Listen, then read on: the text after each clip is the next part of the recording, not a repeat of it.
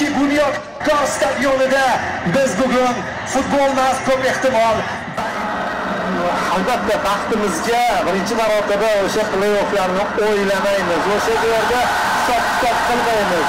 Uchrashuvni hech qanaqa bosimsiz tomosha qilish baxtiga uzatmaganlarga yetishmadi. Top Qatar terma jamoasi vakillari ular, lekin Real Madrid sobiq murabbiy Ispaniya taktik sistema ham qandaydir ta'sir qilayotgan bo'lishi mumkin. Biz Sergio Castanes boshligida hakam faqat sariq kartochka berdi xolos qo'polliklar uchun. Hojilar qanot. Eldorga qanday ajoyib pas, Eldor! Gol!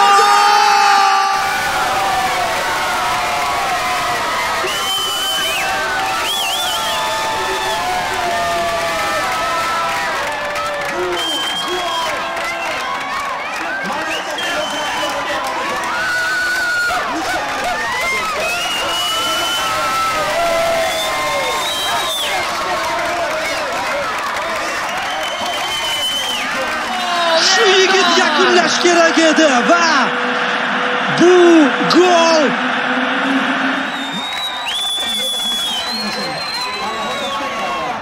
sariq oldi va ozgina emotsiyaga berilyapti.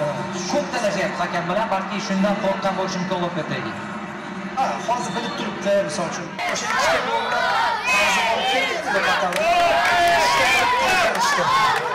Murodov ketdi. Uzatma.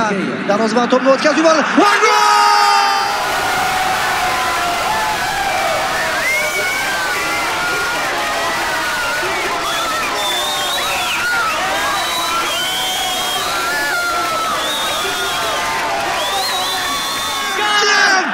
Ko'ryapsizmi?